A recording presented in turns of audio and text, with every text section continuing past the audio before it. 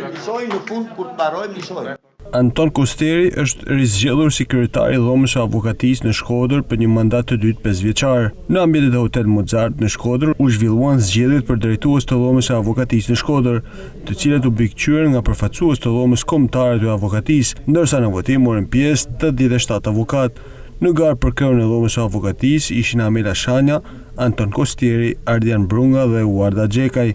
Kosteri arriti të marrë 47 vota, duke u shpallur dhe fitues i këtyre zgjedhjeve. Atëherë, nga numërimi i votave për kryetar rezultoi që kanë marrë pjesë 87 votues, sa flet votimi të qëndruar në kuti 87, 88 një është e pavlefshme dhe votat janë ndarë. Anton Kosteri 47, Ardian Brunga 18, Uarda 14 dhe Amela 8 vota. Kryetar shpallet zoti Anton Kosteri.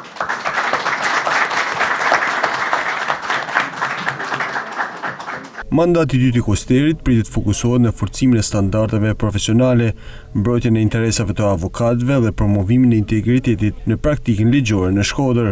Në këto 4 vite, bashkë me kolegët e mi të cilët do zgjidhen si anëtar të komitetit të këshillit të përgjithshëm, pra kryesia po themi e dhomës, do të ndërmarrim të gjitha nismat tona për të përmirësuar punën e avokatëve, për të marrë pjesë më tepër në organet shtetërore, për të qenë më të rëndësishëm në vendimarrjet të organeve shtetërore, por sidomos në të gjitha proceset gjyqësore.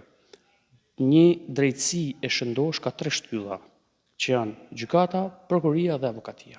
Avokatia nuk mund të mungojë. Një avokatie dobët është jashtëzakonisht e dëmshme si për procesin ligjor, po ashtu edhe për të drejtat e individit në një proces të rregullt ligjor. Ndaj, është jashtëzakonisht e rëndësishme forca e avokatit në çdo lloj procesi, procedure administrative, gjyqësore etj.